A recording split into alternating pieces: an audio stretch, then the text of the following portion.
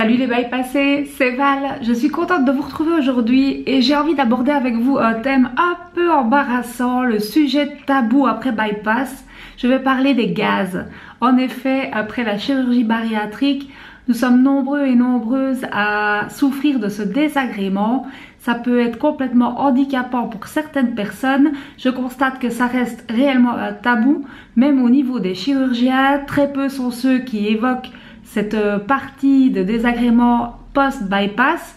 Donc souvent, on se fait opérer et on découvre ces désagréments après l'opération. C'est plutôt la mauvaise surprise. Et c'est pour ça que j'ai eu envie de vous en parler aujourd'hui. J'ai envie de dédramatiser. Je pense que ça concerne vraiment pas mal de monde. Et j'ai aussi envie de vous partager les solutions qui existent et tout ce qui peut être essayé pour améliorer ce petit problème, ce petit désagrément. Les gaz après l'intervention ne sont plus vraiment comme avant. Premièrement, on va avoir moins de possibilités de se retenir.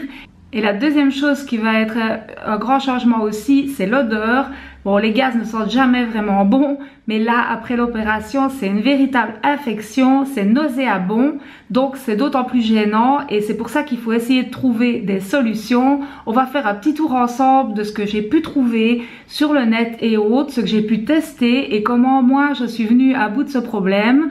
Dans mon cas, le problème, il ne survenait pas vraiment en journée. C'était au moment où je m'allongeais, fin de journée, avant de m'endormir, que j'étais vraiment accommodée par ces séries de gaz qui arrivaient, des ballonnements, des gargouillis dans le ventre. Et je vous laisse imaginer, dans une vie de couple, c'est le moment glamour, c'est le moment où on se couche. C'était très embarrassant et même si ces gaz ne faisaient pas de bruit, l'odeur était épouvantable, donc impossible à cacher.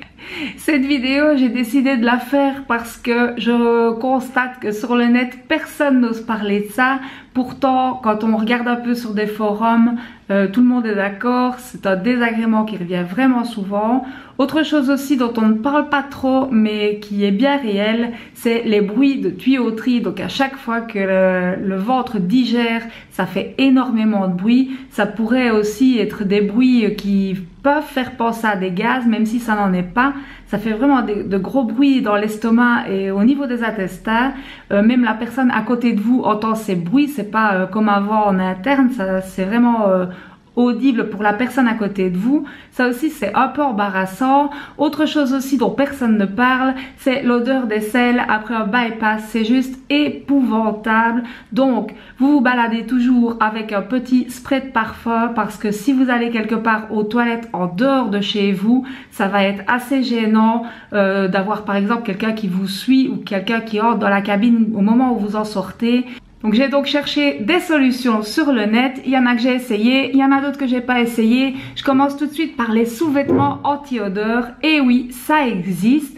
Donc en 2 clics sur le net, sous-vêtements anti-odeur, anti-paix, appelez ça comme vous voulez. Ça existe, ça se vend une trentaine d'euros. C'est un slip tout à fait banal, noir ou écru, donc une coupe classique et en version boxer pour les messieurs.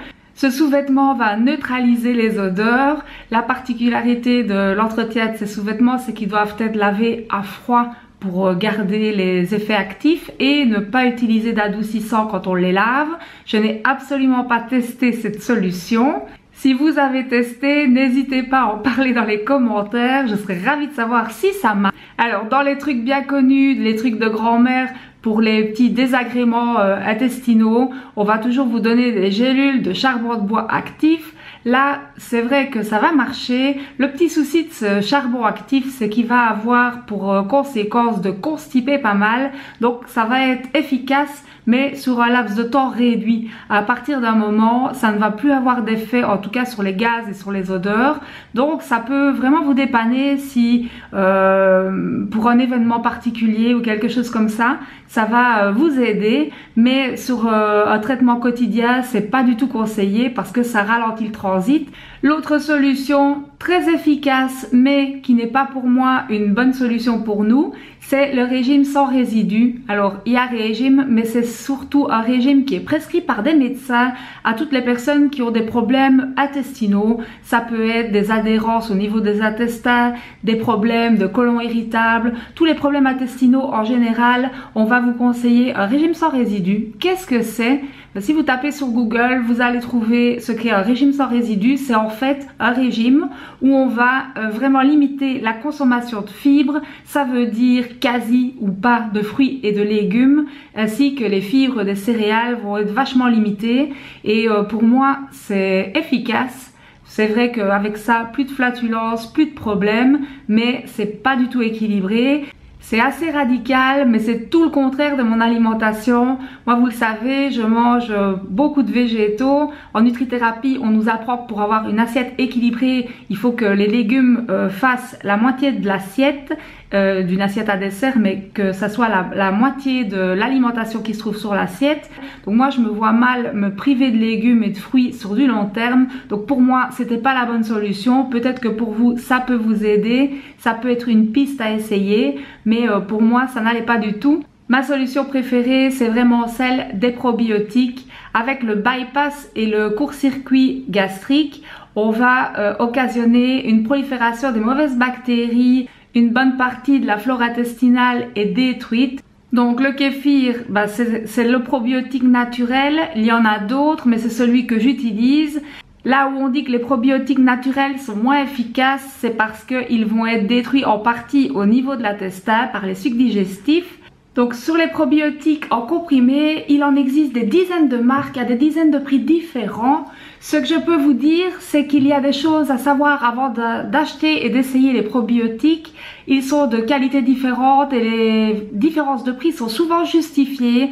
Les choses à prendre en compte pour choisir un probiotique, c'est le nombre de souches. Il y a plusieurs souches de bactéries dans le comprimé. Parfois, certains comprimés contiennent 4 souches, d'autres en contiennent 10. Donc, ça peut justifier les prix, les différences de prix. Ce qu'il faut aussi faire voir sur l'emballage, c'est le nombre de milliards de bactéries par comprimé. Je dis bien milliards, donc il faut voir parce que parfois c'est 2 milliards par comprimé, parfois c'est 30 milliards. Donc ça a des chances d'être quand même beaucoup plus efficace quand il y a plus de bactéries. Ça peut être important aussi de choisir un comprimé qui soit entérosoluble. Ça veut dire qu'au lieu de se désintégrer au niveau de l'estomac et d'être en partie digéré et une partie des bactéries va mourir dans l'estomac, la capsule va se désintégrer au niveau de l'intestin, libérant à ce moment-là les bactéries vivantes au niveau intestinal.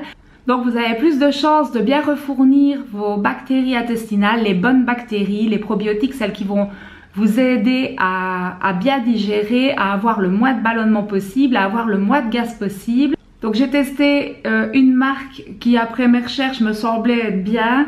C'est la marque Nutri-Eco en probiotiques. Ceci n'est pas un placement de produit. J'ai acheté moi-même mes comprimés de probiotiques sur le net après avoir fait des recherches sur ce qu'ils contenaient. Donc ici c'est 30 milliards de micro-organismes de 7 souches différentes. La gélule est résistante jusqu'à l'intestin et ça coûte 23 €.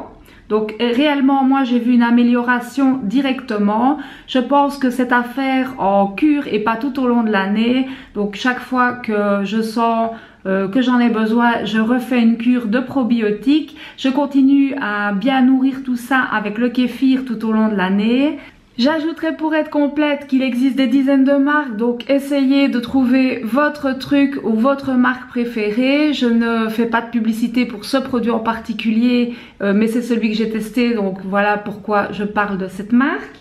La nourriture protéinée, bien nécessaire pour garder notre masse musculaire, elle aussi en étant digérée va générer des bactéries qui elles vont dégager du soufre et là aussi c'est la porte aux très mauvaises odeurs quand on a des flatulences. La nourriture grasse également, la nourriture très grasse, très riche, va elle aussi favoriser ce problème de mauvaise odeur, donc il faut la limiter. Dans mon cas, le gras, je l'évite tant que possible et le lait, je l'ai supprimé complètement. Je mange de temps en temps bon fromage de chèvre. À savoir aussi, durant mes recherches, j'ai trouvé que pour ceux qui en plus des problèmes d'odeur avaient des problèmes de bruit avec les flatulences, il existe des tampons anorectaux. Je ne savais pas que ça existait, mais ça existe. Alors, ça garantit de supprimer complètement les bruits. ça peut peut-être en aider certains, ou en tout cas que le problème soit moins gênant, moins handicapant. Donc j'ai décidé d'en parler.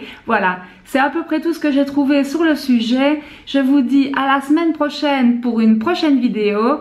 Vous pouvez nous rejoindre sur le groupe des Bypassés Motivés sur Facebook. Je mets le lien dans la description. Je vous dis à bientôt et je vous fais des bisous. N'oubliez pas d'où vous venez et j'oublie pas d'où je viens. Ciao!